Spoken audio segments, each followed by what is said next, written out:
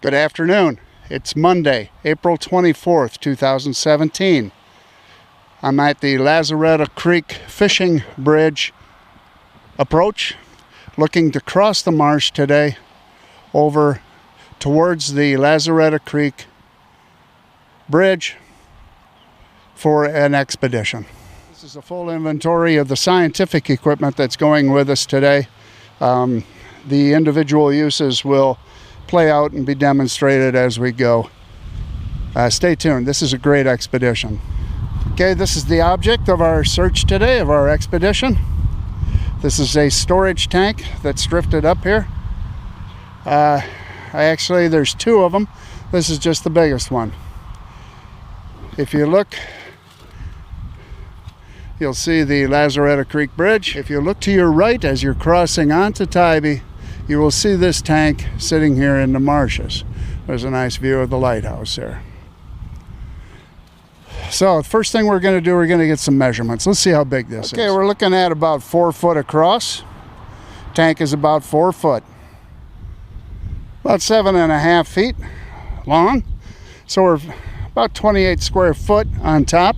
Now let's get a depth and let's get some cubic. We're 2 foot high here. So we're 4 foot across, 7.5 foot long, and 2 foot high. And we'll figure the cubic size of that once we get back to the house. Now, let's move to the next step. Yep, we've done that step.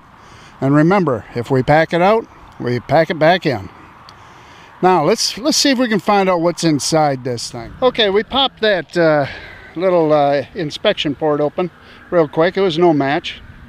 And we've dropped our very scientific rag on a stick down into the tank.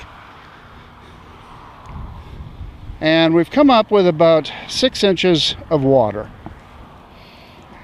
Yes, smelling that, it smells like water. I was afraid it would be fuel, and that we'd be faced with almost a spill situation here. But this is water, and that's good news. What I've done here is I've opened up a inspection port so I can look inside.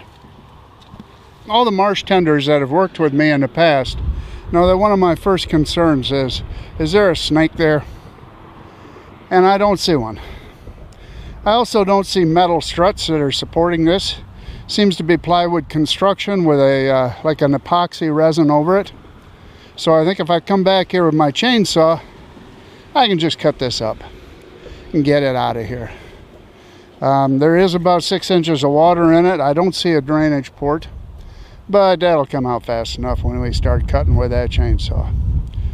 So I'm going to partake of finish up my refreshment and maybe get some parting shots of the debris that is piled up in this area on my way out. And we're going to say this expedition has been very successful and it's come to a close. Brief glimpse of the second float that we've got out here, the second tank. This appears to be maybe one of the dock flotation devices that was torn free during the storm. It's empty, it's very light. I might be able to just drag it out of here someday with a rope.